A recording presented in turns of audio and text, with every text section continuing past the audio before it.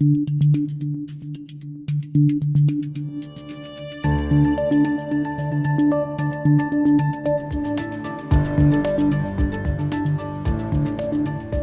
everyone, my name is Anastasiia Lapatina and you're watching This Week in Ukraine, a video podcast from the Kyiv Independent. Every week, I sit down with one of my newsroom colleagues to dive into Ukraine's most pressing issues. And this time, we're talking about Ukrainian culture, the important role it plays in war, and why it has been the target of Russian dictators for decades. I'm joined by the Kyiv Independent culture reporter Kate Tsurkan, who's recently covered and also worked in the Ukrainian cultural field for years. Kate is joining us from Chernivtsi. Kate, welcome to the show. Thanks for having me, Nastya. So we decided to devote this episode to the topic of culture, unfortunately, because of some terrible news. One of the 13 casualties of Russia's strike in Kramatorsk on June 27th was Victoria Amelina. She's a famous award-winning Ukrainian writer who was also the founder of a literature festival in New York, which is a small town in Donetsk Oblast here in Ukraine. So, Kate, you knew Victoria personally. So I want to begin by briefly talking about her life and also why her death is unfortunately not unique in the history of Ukrainian culture. So it's been quite a difficult week for Ukrainian cultural sphere because Victoria was such an immense talent, and to think that we will have no more work of hers to look forward to, that her life was cut so short, it's absolutely devastating. But in her short life, she was able to write two really well-received popular novels. One was called Dom's Dream Kingdom. It was about a Soviet colonel's family that lived in Lviv in the 1990s in the apartment of Stanislaw Lem, the Polish Jewish writer who was living in Lviv at that time. And so it deals a lot with generational trauma, all of these issues. That's very popular in Ukrainian literature, to deal with the layers of history, right, especially in writers from Lviv, from Chernivtsi, all these areas. And she had her first novel was The Fall Syndrome. And it's about an ordinary Ukrainian guy who is understanding the importance of Maidan revolution. But what makes this novel unique is that she doesn't talk only about Maidan, she talks about other revolutions around the world, during the Arab Spring, for example. In addition to this, Victoria was also a children's book author. She was a poet. She was nominated for a number of national and international literary awards. But because of the full-scale invasion of Ukraine, like many people, her life completely changed. So she wanted to do more for the war effort than just help volunteers. And she decided to train to become a war crimes researcher. So she joined the organization Truth Hounds, and she was going to very dangerous areas of liberated territories in Ukraine, in the south, in the east. And she was interviewing survivors of the Russian occupation. And so there's, famously the photos of her with the helmet and the bulletproof vest. And, I remember her as this small, petite, blonde woman, but she was so incredibly brave. And she also, while she was making a trip to Kharkiv Oblast, she found the diary of Volodymyr Vakulenko. He was a famous children's book author who was abducted by the Russian occupation forces in March last year.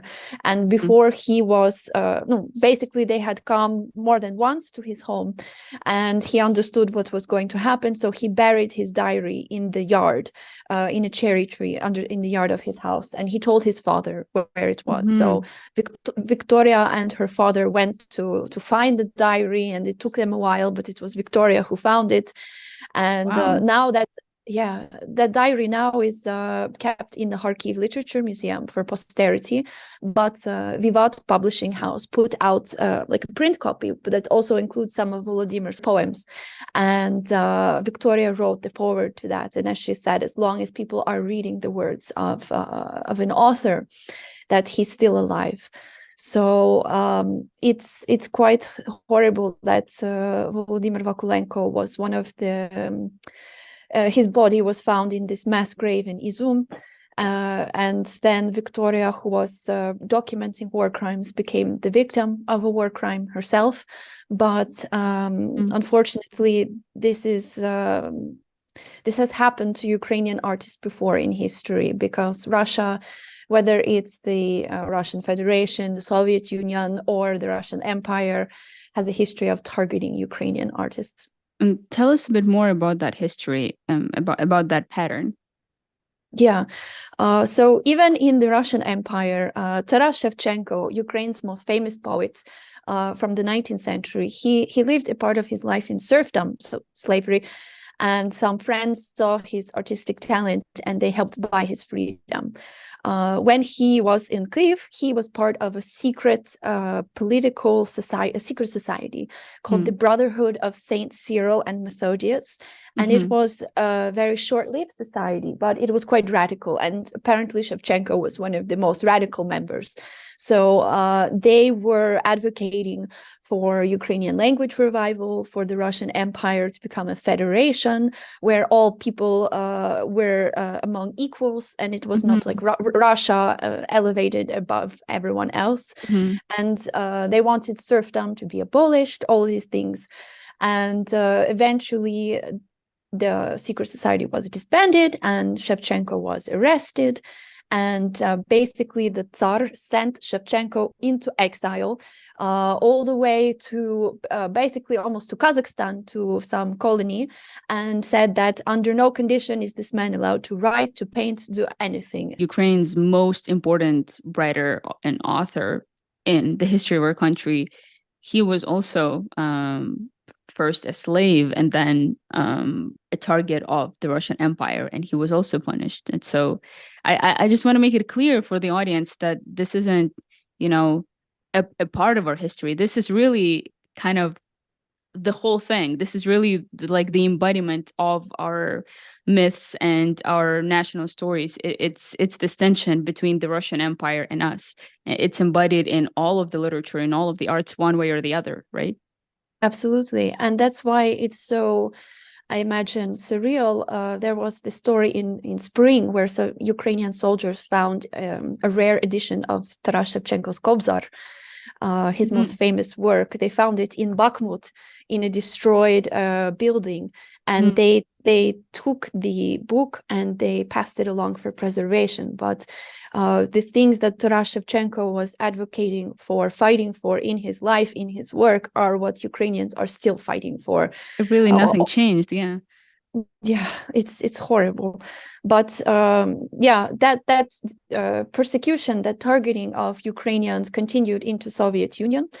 So in the Soviet times, there were periods where not just Ukrainian, but other languages and cultures were kind of allowed to thrive. And then when Soviet authorities got a little too worried that they might, start to have some independence, they would push these Russification policies.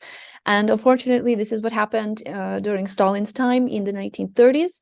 So there was later, scholars called it the executed Renaissance, where over an estimated 200 Ukrainian artists were either put into exile, killed, arrested, and there was no... they were not some grand revolutionaries, most of them. They were just, writing in Ukrainian language, promoting their culture. And there it was, many of them sent to Sandarmokh in Russia. It's a forest that is essentially a mass burial ground where not only Ukrainians, but Russians, Belarusians, Finns, Poles, Germans were shot dead. And many of Ukraine's greatest minds were killed, and in the killing fields of Sandarmokh. Yeah, and it's quite surreal to understand that this persecution continued up until the end of the Soviet Union. Vasil Stus, very famous Ukrainian poet, died during a hunger strike in a Russian penal colony in 1985. This is the same year that the West was celebrating Gorbachev, talking about samizdat and how the Soviet Union was becoming more open. But in those times, in places like Soviet-era Ukraine, just owning books that were considered dissident were a crime. Stus was promoting Ukrainian language, Ukrainian national revival, and that was a crime. There is obviously a pattern of repression when it comes to Ukrainian artists and cultural figures. all throughout history. But the question is, why has culture always been so important for dictators specifically, like the rulers of Russia? What is it about culture and writers and novelists that makes them so dangerous that you have to, pack them onto trains and send them to Siberia or kill them or, repress them like that? So I would say that culture is not necessarily important. What's important is anti-culture. In Russia, you see today that there is a lot of over the years leading up to the invasion, there was a lot of literature. I use that term very lightly, where they were basically conditioning the Russian public to believe that Ukraine needed to be invaded. So there were titles like Bandera genocide and Ukraine in blood and the tragedy of Ukraine. And it's not written by literary figures. This is just pure trash. Real literature promotes reflection. It promotes free thinking. And the greatest enemy of any dictator is free thinking. So that's why, Taras Shevchenko was, the Tsar said, under no condition is he allowed to paint or write, because he understood the power of those words. Culture also fosters and creates your national identity and your identity as a human being within a state, right? We connect with our works of art, with the Ukrainian paintings, with Ukrainian poems. And when we think about what makes you Ukrainian or what makes you this specific group of people that's very distinct from Russians, this is when culture comes to mind. And I think that's also what made it so dangerous, that these cultural works, these forbidden Samvidov pieces that people were prosecuted for, they fostered that identity when the Russians were desperately trying to shut it down, right? Absolutely. So I guess that leads us to a very controversial topic, which of course has been on a lot of cultural figures' mind in recent weeks, especially. And that's the question of art and culture being outside of politics, quote unquote, as some people want it to be and believe it to be. I know you don't believe that. And actually, most people in Ukraine don't believe it. So can you explain your thinking here? Why art and culture cannot and also should not be outside of politics? Well, as we've already established, I mean, Ukrainian literature, or not just Ukrainian literature, but especially in this context, has played a huge role in the formation of national identity. And since the start of the Russian invasion, a lot of Ukrainian writers have refused to appear at festivals or other events alongside Russian writers. Now, a lot of them are anti-Putin. They are horrified by the war, it has to be said, and that's a good thing. But, as I've said, and many others have said, being an enemy of Putin does not necessarily make you a friend of Ukraine. So True. We have had a lot of, there's the start of this discourse happening in English. Quite famously, Ilef Batuman, who is a famous Russian scholar, did an article in the New Yorker where she was talking about how the war in Ukraine has caused her to, or led her to reassess how she reads Russian literature and how she looks at the, how we should look at the imperial undertones of some of this literature. So we don't need to burn it. We just need to be look aware. at it. Yeah, to be aware of it. Just like we are aware of this colonial influences in American or British or French literature. And it was a good article, but the Russian writer Boris Akunin, he had a bit of a meltdown on Facebook over it, and he said, "What, am I an emperor now?" And it's quite strange to me, like how they feel threatened. And Mikhail Shishkin, another famous Russian writer, even got to pen an article in the Atlantic about defending Pushkin. And he was so horrified, like, why my Ukrainian friends are advocating for the destruction of Pushkin statues in Ukraine. Pushkin didn't do anything to you guys. But why did we have a Pushkin statue in Uzhhorod? In the first place, yeah. Yes. Why do people know more about Pushkin than about famous Ukrainian writers like Lesa Ukrainka or Ivan Franko or the writers of the executed Renaissance? That actually leads perfectly into my next point about how Russia is actually actively has used and is using to this day culture to advance its aggressive foreign policy, including in its war against Ukraine. Because that's also why art and culture cannot be outside of politics, just because if you look at it, if you accept reality, it's just not, because culture is constantly used by governments and Yes. states, especially oppressive states around the world, to advance its foreign policy. So can you dig into that a little bit? Yeah, when the Russian military comes into the occupied territories of Ukraine, the first thing they do is try to attack culture. So I have statistics from the Ministry of Culture. Every month they are putting out basically statistics about the cultural objects that were either severely damaged or outright destroyed by the war. So in June, the latest number is 1,582 cultural objects have either been damaged or destroyed. This does not include statues. And the number that is the most shocking for me is 598 libraries. And this is mostly in south and eastern Ukraine. So these are the areas that Russians claim are Russian and that they are trying to protect. They are basically destroying everything. And I saw in January, the number for libraries was 453. So the year is halfway over and over 100 libraries have been destroyed or damaged beyond repair. Why? It's very obvious here. Ukrainian armed forces and also cultural activists basically relay stories from the occupied territories, from people, from librarians, from teachers, that the Russian forces go into libraries and they destroy all the Ukrainian language books. They conduct book burnings, especially books about Ukrainian history, about literature, and they target Ukrainian teachers, Ukrainian literature teachers as well, anyone with pro-Ukrainian views. So their goal is to just try and erase all signs of Ukrainian history and culture, because they think in their schizophrenic brains that Ukraine is Russia. And they put up, these billboards about Pushkin, about in Mariupol, in this drama theater. It was really quite perverse that this theater that was bombed, where hundreds of people, mostly women and children, were seeking shelter when when the invasion first started. They put over it some construction banner where it was pictures of Russian writers and also Mykola Gogol, who is Ukrainian writer. If you read his work, it's like the soul of his work is Ukrainian. Dostoevsky could not have written Dead Souls or The Nose. But he is one of those writers that they say, oh, it's our Russian writer. No, he is from Ukraine. He's a Ukrainian writer. But they are trying to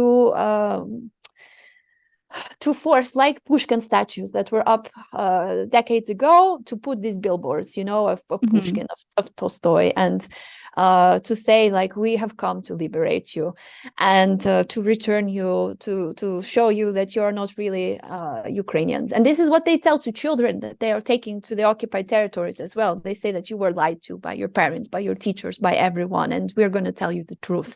In the history of Russia, it has always, they have said, like, we are among equals, but Russian culture, Russian language has always been elevated above everything else. If you talk to people in any town or city in Ukraine, and not just Ukraine, but I use Ukraine because I live here, they say, and they grew up in Soviet Union, they will tell you that they knew Ukrainian, but to get anywhere in life, you had to speak Russian. Yeah.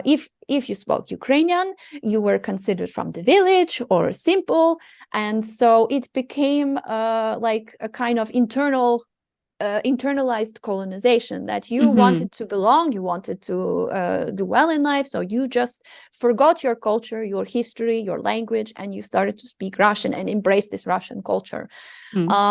But in a lot of Russian culture, Pushkin, for example, Pushkin talks about the great, like those who offend the great Russian Empire. He has a text against Mazepa, Ivan Mazepa, famously betrayed, in the words of the Russians, the Tsar. And he was Ukrainian hetman. And Brodsky, Joseph Brodsky, the famous Soviet dissident.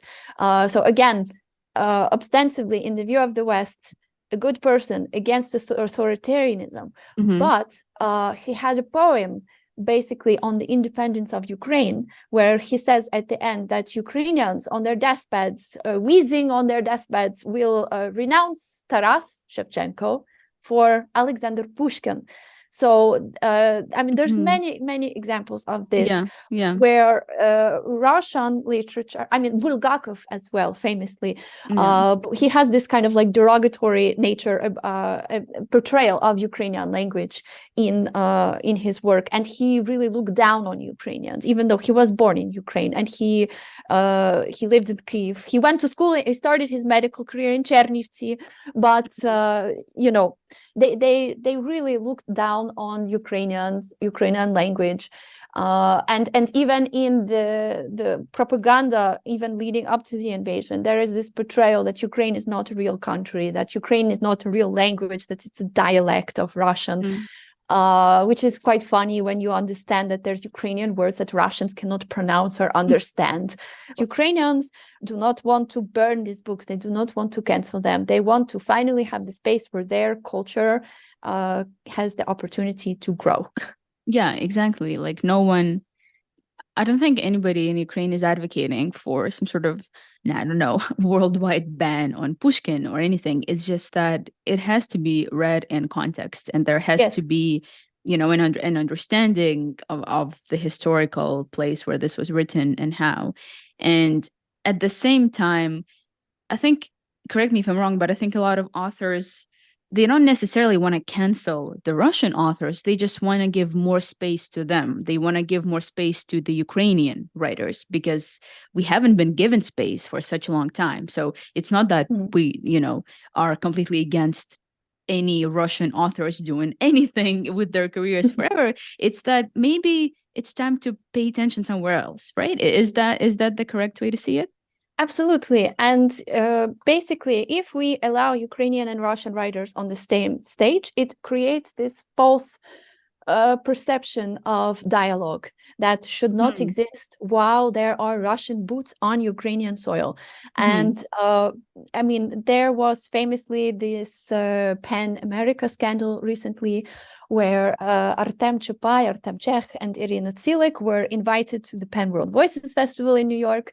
And they were upfront, like Pan Ukraine was upfront right away and said that they can come, but we don't want any Russians to be there because this is our stance during wartime. And apparently Pan Ukraine or Pan America said fine. But then, like right before the festival was going to start, it was announced that there was this panel with Masha Gessen, the famous Russian-American journalist, Anna Nemtsov, another famous Russian journalist, a Russian historian, and a Chinese author whose name escapes me, unfortunately. But there was this whole back and forth, and basically it was understood that Pan America was at fault here. They didn't plan. There were too many cooks in the kitchen, as we say in English. But the media, the Western media, reacted like absolutely atrociously.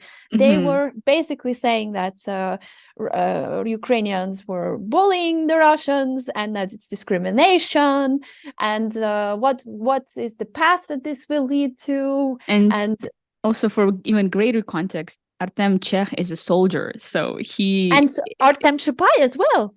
Right. Oh, okay. So here you go. Yes. So two of these Ukrainian authors, who are great authors, by the way, they're actively fighting in the war right now. And, you know, I know for a fact that Chekh has been in Bakhmut recently. Yes. So what the government, and if for our audience, if you don't really understand how that might be, that they're, you know, taking part in festivals and also fighting, thankfully, the government allows for this kind of cultural diplomacy. So sometimes they can leave their positions for a few days, for a week, and go participate, because it's also very important to Ukrainian diplomacy. But yes, I just wanted to make sure that it's really absurd, especially because these Ukrainian authors are, you know, risking their lives defending Ukraine.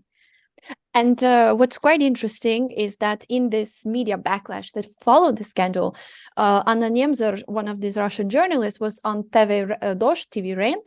And she basically, the host was trying to paint this like as a form of like that she was a victim and like how horrible it was. And Anna Nemzer said quite thoughtfully, like, of course, it was an unpleasant situation, but I am not the main victim here. Ukrainians are the victims. And I have a very simple stance. If Ukrainians don't want me there, I'm out. And, you know, I think in this context a lot about the wars in the 90s in the Balkans, because I've talked to people from Bosnia, for example, and they face the same issue where the West wants everyone to reconcile. And this is when a lot of war criminals have still not been brought to justice. How many decades later? So it's quite frustrating to realize that we have a long road when it comes to cultural relations between Ukrainians and Russians. I remember every Russian who is not a Russian writer who is not making this situation about them, who is not complaining about Pushkin. I will be happy to someday share a table with them because they understand the situation. But the fact that a lot of them don't and are using their influence in the media to push this discrimination narrative is quite frustrating and quite discouraging. So Russia is really, really aware of the power of culture and is actively using culture for its full-scale war, and and also before the full-scale invasion. You've also mentioned a little bit on the appropriation of Ukrainian artists who Russia claims to be theirs, and I think probably the most famous case of that is Malevich, who Russia claims to be, their greatest, avant-gardist in the world. But he's actually as Ukrainian as anyone can be. Yeah, I mean, it's quite strange that I'm not as well versed in art, but going back to Gogol, the fact that Gogol wrote sometimes in Russian. Scholars have reflected on this quite a bit. Like, was he Russian? Was he Ukrainian? He was like the nature of his work. If you read Gogol, or if you read Lesa Ukrayinka or Ivan Franko or any of these Ukrainian writers, it's quite a different feeling than because it's different mentality compared to the Russian literature. And when you deal with this question of language, it's quite interesting. So Gogol, it's like when you live in empire, you have to code switch. So you wouldn't have necessarily the same success in the Russian Empire if you were writing in Ukrainian. So this is a choice that he made. But I think that saying someone writes in a particular language means that they are from that country is quite poor literary scholarship. There are many Ukrainian writers, contemporary writers, who for most of their careers were writing in Russian. They never considered themselves to be Russian. It was just this language that they grew up with. But we can get into that as well. Because of the war, they switched and they stopped from writing in Russian, and now they write only in Ukrainian, because you see, because they understood that if you use the Russian language, that that Russia can try to claim you as one of your own. And if you are not interested in the Russian world is interested in you. You've mentioned some statistics about how many libraries have been damaged and about how many cultural sites have been damaged. Can we go a bit more into how has the Ukrainian cultural scene been affected in general during this full-scale invasion? Yeah, absolutely. So a lot of books that were supposed to be published around the time of the full-scale invasion were either delayed or they're just not going to come out. Ukrainian publishing industry has started to recover. A lot of publishers that I've spoken to said book sales are even up compared to a year ago. A lot of writers have said at events that the greatest compliment is to hear from someone that when they fled, the first thing they took was their book with them. So books have power. Books have been a great comfort to people during the war. And the unfortunate thing, or not unfortunate, the really incredible thing is that a lot of Ukrainian writers have enlisted in the armed forces of Ukraine. So as we mentioned before, Artem Chupai, Artem Chekh, they are both in the military. Artem Chekh was even in Bakhmut for 5 days. And as he wrote on Facebook, those were 5 days where he wasn't sure he was going to make it.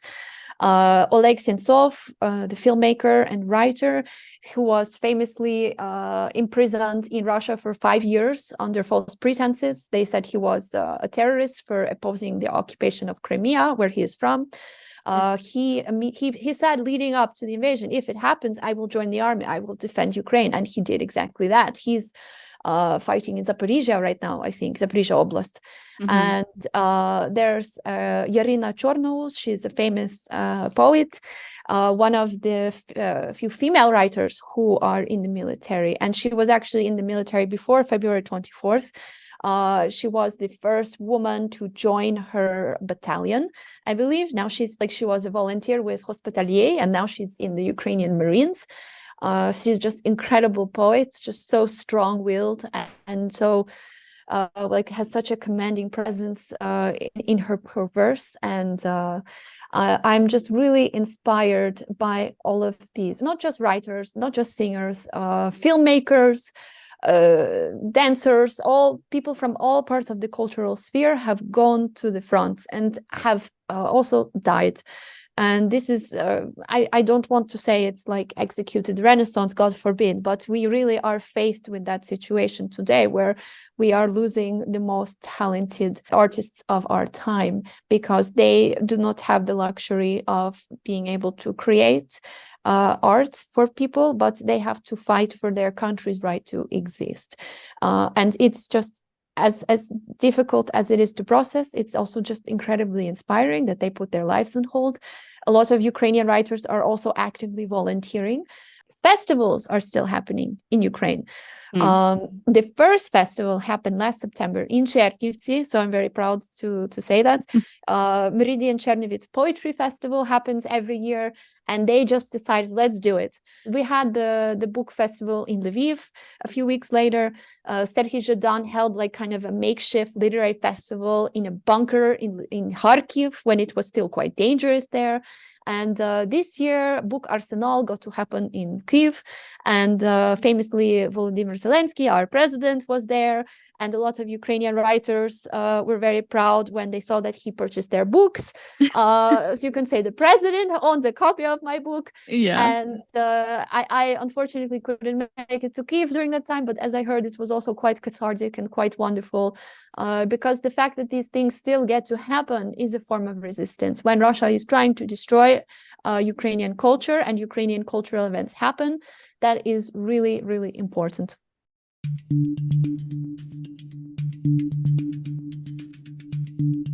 We're now going to be answering some questions that we got from our community members. The Kyiv Independent has finally launched its very own membership system. So it's now really easy to support us. You can just go to our website at kyivindependent.com/membership and donate to us. There is an option for a one-time donation or for a subscription to become a community member for as little as $5 a month.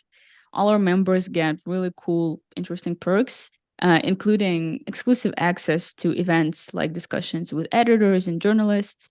You also get access to a Discord channel with the newsroom where you can talk among the community and also interact with us. We try to be as interactive as possible. And also one of the perks is that you get to send questions before every single episode of the podcast every week. And we try to respond as much as we can. So on to the questions now. The first question was, what steps can Ukraine take to educate the world's population? I have seen the openings of very active and vocal Ukrainian cultural centers, both in Canada and the US. But what about other countries where disinformation and propagandists spread false narratives, such as Africa and South America? Yeah, it's a great question. Actually, PEN Ukraine has been actively engaged in trying to foster these connections. I know that they've had working meetings with their colleagues in Latin America, and that they are trying to build these relationships. And writers from Latin American countries are very active in their desire to want to support Ukraine. It was actually, I have to mention again, Victoria Melina, when she was in Kramatorsk, she was with three journalists, writer and a journalist, and I think a politician, so delegation from Colombia, who was with her in Kramatorsk. And people like writers like her were really interested in engaging with their colleagues from other countries. A lot of organizations like universities, cultural centers are really interested in inviting Ukrainian writers to symposiums, to festivals. And these are opportunities where they can meet people from other countries and try to build these connections. And this is what Ukrainian writers are doing, as I've heard. And of course, translation is a really important role, has a really important role to play here. So Victoria's novel, one of Victoria's novels was actually translated into Spanish recently before she was killed in Kramatorsk. So I believe that this work has not only been ongoing, but that it will continue, and that the literary communities of the world will do everything they can to help support Ukrainian writers, because again, how many times we will say it, but it's worth repeating, culture is a powerful tool, and it's being used to build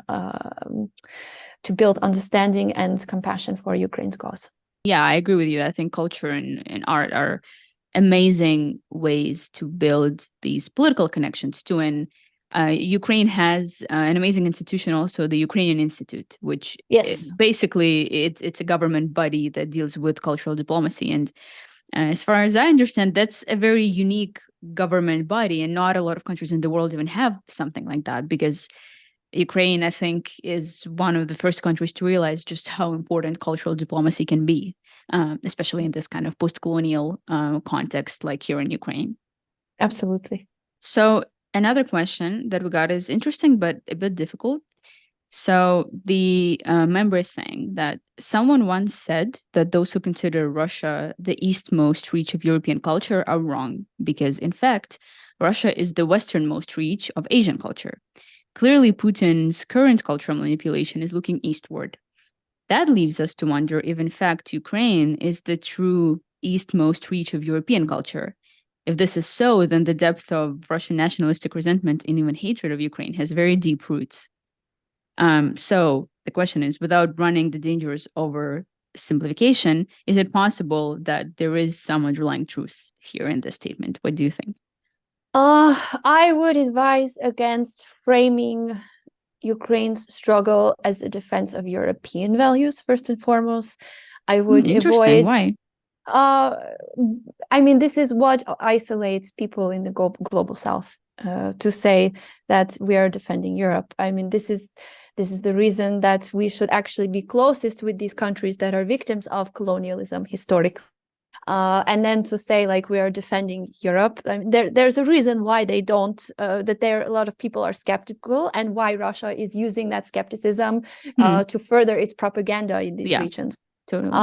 And I also, I don't know how I feel about the framing that Russia represents Asian values, because it's a bit, I don't know. It's a little problematic. And I also want to take this point to say, like, we have a lot of support from Japan. I think that Japan is trying to right some historical wrongs. And I know of many people in the Korean literary scene who are supportive of Ukraine, actually, because of their past historical issues with Japan. They kind of see some commonality with Ukraine fighting against Russia. I think this value of democracy should not have a regional inclination. It should be a global fight. And totally. When it comes to Russia looking at Ukraine from some form of envy, as we said before in the previous questions, Russia has tried to steal Ukrainian culture. They have tried also to steal Belarusian culture and a lot of other cultures of countries that it has attempted to control and destroy. So, Russia does look at Ukraine as some form of envy, I think. Especially, I mean, this is a whole different podcast, but to go into the history of Kyiv Rus as well. They want to say they're the birthplace of Slavic culture. Thank you, Kate. This is actually a great time to promote Ukraine's True History project. It's our amazing multimedia project where we publish stories and also videos, explainers on YouTube. And we dig into Ukraine's history and how Russia has tried to distort it and manipulate it. And we basically debunk many myths like those of the Kyiv Rus and Russia's connection to it and Russia's claims to it. So be sure to check out Ukraine's True History here on YouTube and also on our website as stories. But Kate, thank you so much. Thank you for having me. And I just wanted to take this moment to point out that we're going to have more book reviews on the Kyiv Independent soon. And we're going to do our best to enlighten our readers to Ukrainian cultural figures that are already translated into English. So if you are curious after listening to this podcast, don't worry, we have a lot more content coming your way. It was very interesting to listen to you. Thanks. Thanks for having me.